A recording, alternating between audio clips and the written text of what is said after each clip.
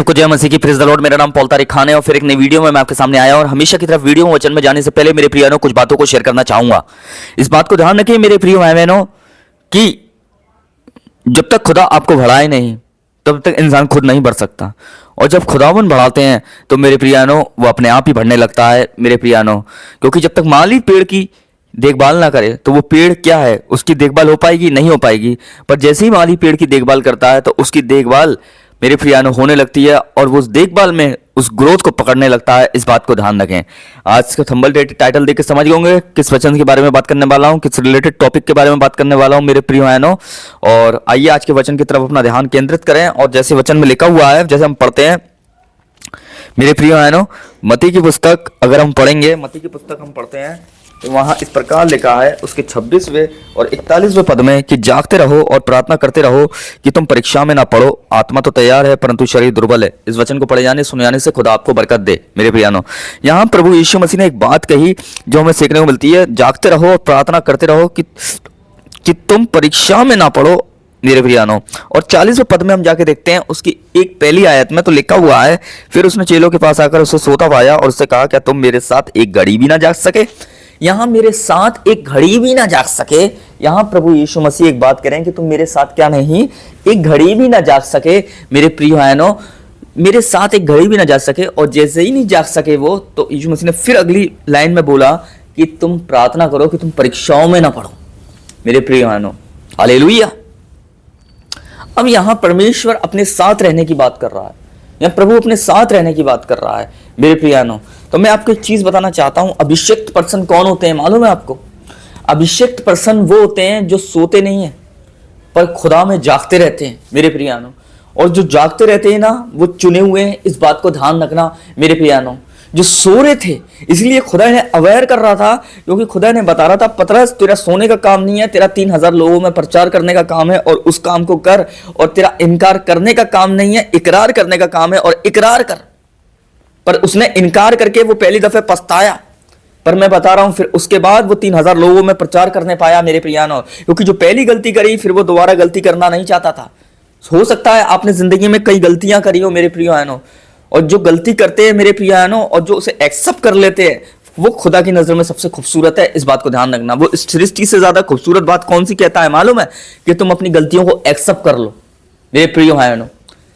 उसने सृष्टि को इतना खूबसूरत नहीं बोला है, उसने दुनिया को बनाने के बाद अच्छा बोला, मैं मानता हूं।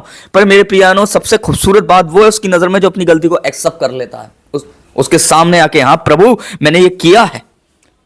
पर उसने जो पहली गलती करी थी इनकार करके, वो दूसरी गलती करना नहीं चाहता था कि वो जो सुसमाचार की मनादी करना जो जा रहा था 3000 लोगों में, उसको वो गंवाना नहीं चाहता था। उसने इनकार कर दिया, ये उसकी पहली गलती थी, पर दूसरी गलती को वो मौका देना नहीं चाहता था मेरे प्रिय बहनों।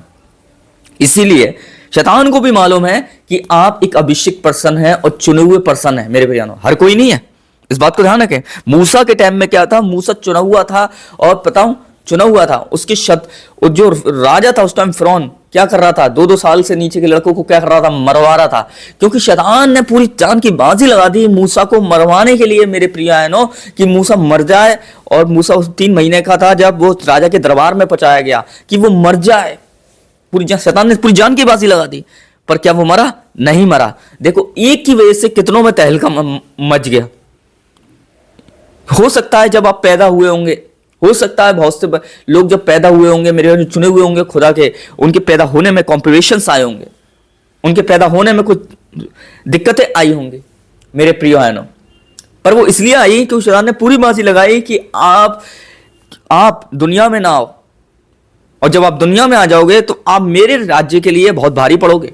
शैतान ने ये सोचा होगा, उसने पूरी जान की बाजी लगा दी। जैसे मूसा को उसने मारने की पूरी जान की बाजी लगा दी थी कि उससे 2-2 वर्ष के लड़के खत्म हो रहे थे। ऐसे यीशु मसीह के टाइम में देखते हैं कि यीशु मसीह जब थे मेरे बहनों, तो जब हेरोदेस को पता चला कि उसने जन्म लिया है बैतलहम में, उसने भी 2-2 वर्ष से नीचे के लड़कों को मरवा दिया। शैतान ने पूरी जान की बाजी लगा दी मरवाने के लिए, क्योंकि मालूम था कि वो चुना हुआ है, अभिषिक्त है।